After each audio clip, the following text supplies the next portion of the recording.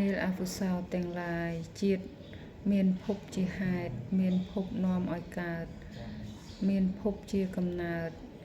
មានភពជាប្រភពបបិទ្ធព្រះអង្គដ៏ចម្រើនកាលបើគេសួរយ៉ាងនេះខ្ញុំព្រះអង្គក៏បីដោះស្រាយយ៉ាងនេះឯងបបិទ្ធព្រះអង្គដ៏ចម្រើនប្រសិនបើជនទាំងឡាយសួរខ្ញុំព្រះ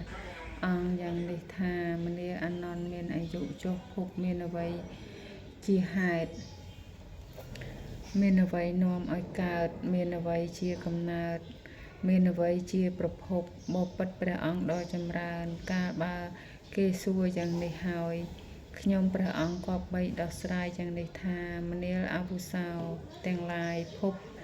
មានឧបាទានជាហេតុមានឧបាទាននាំឲ្យកើតមានឧបាទានជាកំណើតមានឧបាទានជាប្រភពបបិទ្ធព្រះអង្គដ៏ចម្រើនកាលបើគេសួរយ៉ាងនេះខ្ញុំព្រះអង្គគប្បីដោះស្រាយយ៉ាងនេះឯងបបិទ្ធព្រះអង្គដ៏ចម្រើនប្រសិនបើជនទាំងឡាយសួរខ្ញុំព្រះអង្គយ៉ាងនេះថាមនាលអានន្ទមានអាយុចុះឧបាទានមានអាយុមនាលអានន្ទមានអាយុចុះតណ្ហាមនាលអានន្ទមានអាយុចុះវេទនាបបិទ្ធព្រះអង្គដ៏ចម្រើនប្រសិនបើជនទាំងឡាយសួរខ្ញុំព្រះអង្គយ៉ាងនេះថាមនាលអានន្ទមានអាយុចុះផស្សៈមានអ្វីជាហេតុមានអ្វីនាំឲ្យកើតមានអ្វីជាកំណើតមានអ្វីជាប្រភពបបិទ្ធព្រះអង្គដ៏ចម្រើនកាលបើគេសួរយ៉ាងនេះហើយខ្ញុំព្រះអង្គក៏បីដោះស្រាយយ៉ាងនេះថាមនាលអវុសោទាំងឡាយផស្សៈមានសលាយតនៈជាហេតុមានសលាយតនៈនាំឲ្យកើតមានសលាយតនៈជាកំណើតមានសលាយតនៈជាប្រភពមនាលអវុសោទាំងឡាយការរលត់នៃផស្សៈព្រោះការវិនាសនិងការរលត់មិនសេសសល់នៃ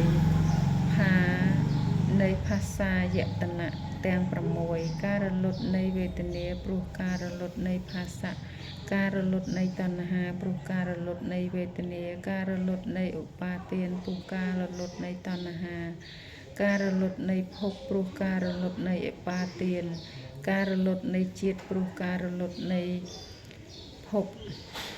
ជរានិងមរណៈសេចក្តីសោកសេចក្តីខ្សឹបខ្សួលសេចក្តីលំបាកកាយសេចក្តីលំបាកចិត្ត